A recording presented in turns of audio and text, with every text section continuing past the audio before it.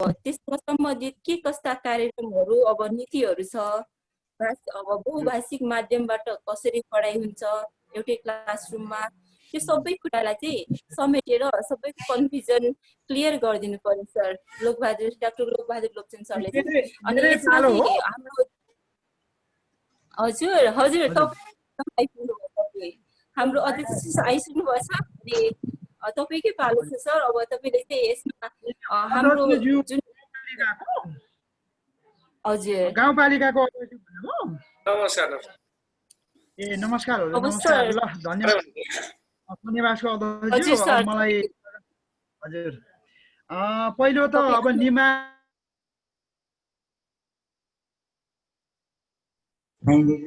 लोक sir unmute गरेर बोलिदिनुहोस् न। तपाईँ धेरै सबैको म्युट अनम्युट भएको अनम्युट गरिदिनुहोस् न लोक सर। लोक सर सुन्नु भएको छ? तपाईँको म्युट भएको छ, म्युट।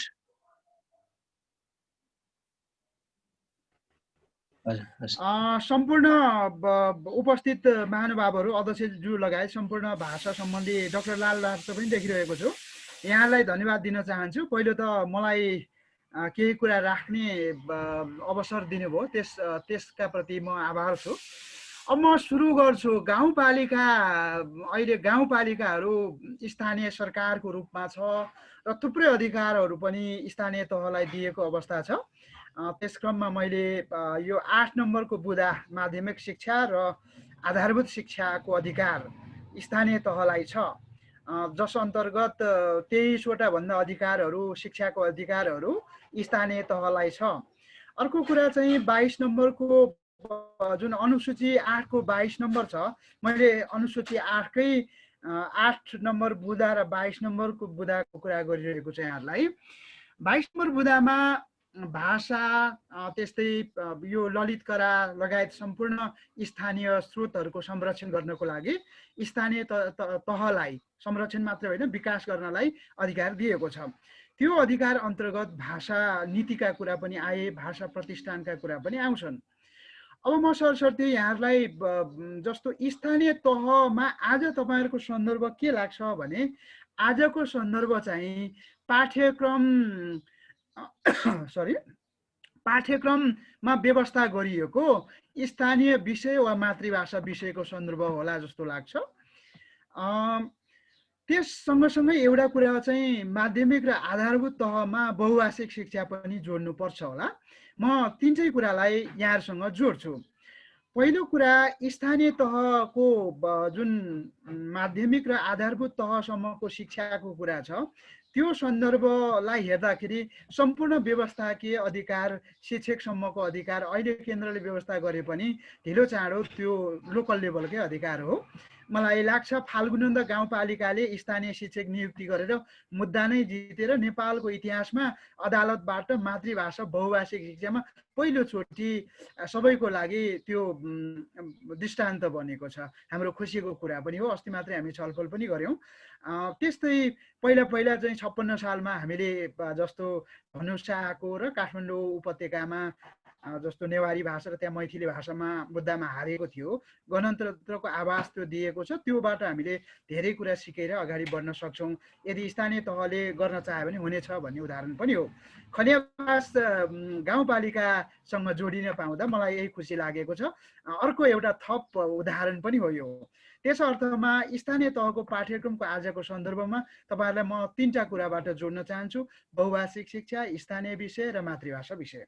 अब कसरी लाउने भन्ने कुरा हुन्छ। तपाईँहरूको त्यहाँ स्कुलहरू खैर जति होस्, स्कुलहरू जति भए पनि सबै स्कुललाई सबै विद्यार्थीलाई हामीले कार्यक्रम लान सक्यो भने अध्यक्षज्यू त्यो चाहिँ प्रभावकारी हुन्छ। किनकि स्थानीय विषय तपाईँले गर्ने लगानी तपाईँ स्थानीय तह भनेको सबै स्कुलको लागि पनि हो, सबैको बच्चाको लागि हो। सबै बच्चाको लागि हामी कसरी पुग्ने भन्ने नै अहिलेको कुरा हो।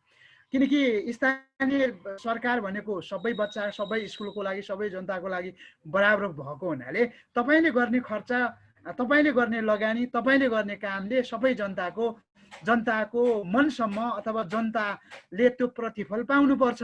त्यसैले त्यो प्रतिफल पाउन हामी केही कामहरू गर्न सक्छौँ र तपाईँहरूलाई बधाई दिँदै म शुभकामना दिँदै के भन्छु भने पहिलो त हामीले तल्लो कक्षादेखि माथि कक्षासम्म सेवा दिनुपर्छ। एकैचोटि हामी सक्दैन होला। हामीले कक्षा 1 देखि सुरु गर्नुभन्दा पनि एकैचोटि बाल कक्षादेखि 3 कक्षा 1 देखि 3 सम्मलाई प्याकेज बनाउनु भयो भने सजिलो हुन्छ। किनभने कक्षा 1 देखि 3 सम्म चाहिँ जुन किताब हामी तयार पार्छौँ त्यसलाई ग्रेडिङ गरे हुन्छ। त्यही किताबले हामीले 3 सम्म पढाउन सक्छौँ। त्यो चाहिँ मैले सन्दर्भ के को गरेँ भन्दा स्थानीय विषय र मातृभाषाको कुरा गरेँ।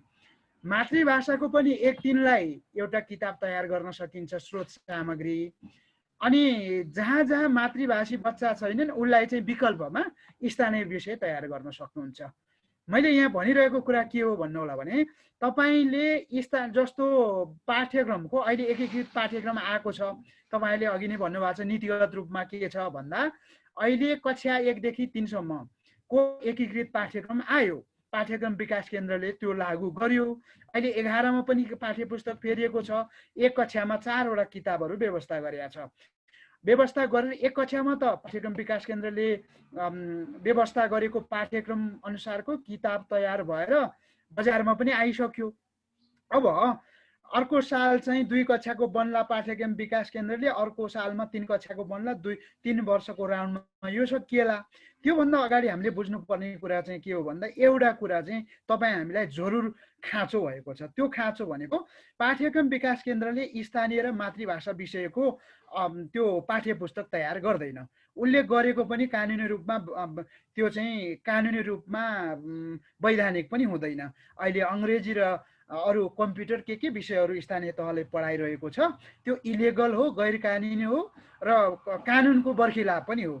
त्यसैले अहिले चाहिँ स्थानीय तहले तुरुन्तै गर्नुपर्ने, आजैबाट सुरु गर्नुपर्ने काम तपाईँले जुन आज सुरु गर्नु भएको छ त्यही काम हो। त्यो काम भनेको मातृभाषा वा स्थानीय विषय मध्ये दुईटैको पाठ्यक्रम तयार गर्ने।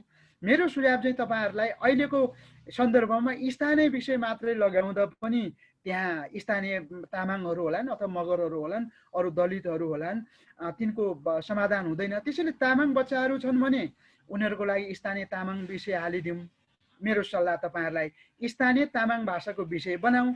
तामाङ बाहेक अरू पनि छन्, त्यहाँ मगर अथवा नेवारहरू अरू होलान्, उहाँहरूको लागि चाहिँ स्थानीय विषय बनाऊ।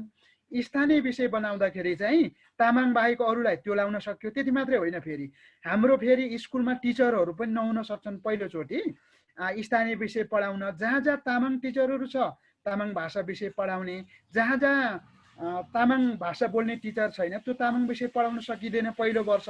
उहाँहरूलाई चाहिँ के गर्न सक्यो भन्दा स्थानीय विषय लगाउने, स्थानीय विषयभित्र बरु तामाङ लगायत नेवार अरू भाषाको कन्टेन्टहरू पनि राखिदिने, संस्कृतिका पनि राखिदिने। त्यसो गर्दाखेरि बाँकी बच्चाहरूले स्थानीय विषय पाउने भयो, सबै शिक्षकले पढाउन सक्ने भयो। मतलब तामाङ नजान्ने, भाषा नजान्नेले, तामाङ भाषा जान्ने शिक्षकहरूले चाहिँ यतापट्टि जहाँ जहाँ शिक्षक हुनुहुन्छ तामाङ भाषा बोल्ने, त्यो तामाङ अनुहारको तामाङ जातिको मात्रै चाहिएन, त्यो दलीय अरू जातिका अरू समुदायका शिक्षक साथीहरूले तामाङ भाषा जान्नुहुन्छ भने त्यो पढाउन सक्नुभयो। जहाँ अब दुईटा कुरा गरेँ मैले यहाँ, त्यो पाठ्यक्रमको 6औं नम्बरमा त्यो कुरा लेखेको छ।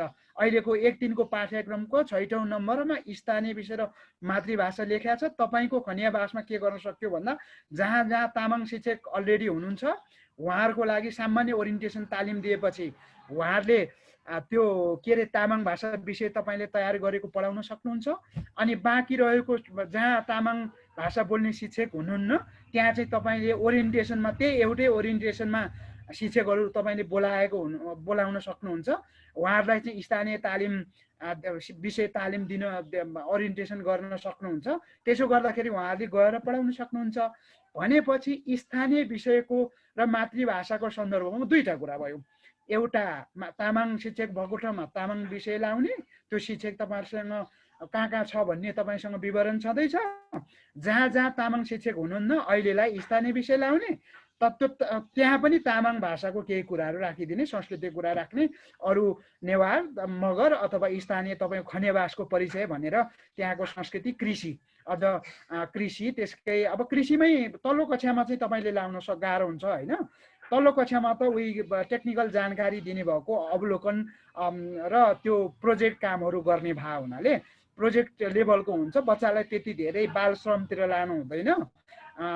त्यो हुनाले चाहिँ थोरै कृषिका विषयवस्तु राखेर, संस्कृतिका भाषाका सबै कुरा राखेर उसलाई त्योसँग प्रवृत्त गराउने भन्छ के। प्रवृत्त भनेको जस्तो उसको घरमा के चाड मनाउँछन् अनि उसको घरमा त्यो चाडमा कृषिसँग, फुलसँग, अब तिहारसँग, फुलसँग, लोसारसँग अथवा कुनै चाडबाडसँग जोडिने कुराहरू चाहिँ अहिले तपाईँहरूको किताब पनि नयाँ तरिकाले तयार भएको छ। जस्तो तपाईँले कक्षा 1 को किताब हेर्नुभयो भने हाम्रो घर परिवार र मेरो घर परिवार र परिचयबाट तल गएर वातावरणमा सकिएको अवस्था छ। अहिले पनि कन्टेन्ट बनाउनु पर्ने चाहिँ त्यसै गरी हो तपाईँहरूले बनाउँदाखेरि, किनकि डाइरेक्टली त्यो कल्चर सिकाउनु भन्दा पनि के हो भनेर चाहिँ हाल्न सकिन्छ कन्टेन्टमा। अब मैले 2टा कुरा सकेँ यहाँनिर। के सकेँ भन्दा 2 खाले तपाईँ जान सक्नुहुन्छ। एउटा के अरे मातृभाषा विषय तामाङमा, अर्को स्थानीय विषय, त्योभित्र भाषा, संस्कृति, कृषि, व्यवसाय, अहिलेका आधुनिक कम्प्युटरसम्म तपाईँ जानु सक्नुभयो। कम्प्युटर पनि जोड्नुपर्छ, आधुनिक सूचना प्रविधि पनि जोड्नुपर्छ बच्चालाई। तल प्र्याक्टिकल्ली 9-10मा जस्तो 9 र 10मा भए फिल्डमै गएर काम गर्न सकिन्थ्यो, तपाईँले कृषिको कामै गराउन सकिन्थ्यो, पाक शिक्षा, त्यसपछि यो डेयरी उत्पादनदेखि व्यवसायिकसम्म तपाईँ जान सक्नुहुन्थ्यो मेरो विचारमा। अब तल चाहिँ त्यति धेरै नभएर सामान्य 6-7मा अलिकति हुनसक्छ व्यवसायिक शिक्षामा, मैले त्यति भने। अब अर्को एउटा कुरा चाहिँ गर्नुपर्ने भएको छ। त्यो कुरा चाहिँ पाठ्यक्रममा पनि, पाठ्यक्रम भन्दा पनि नेपालको संविधानदेखि लिएर, शिक्षा ऐनदेखि लिएर अहिलेको सबै कुराहरूमा, स्थानीय तहको ऐनसम्ममा त्यो लेखिएको छ। त्यो भनेको बहुभाषिक शिक्षा हो।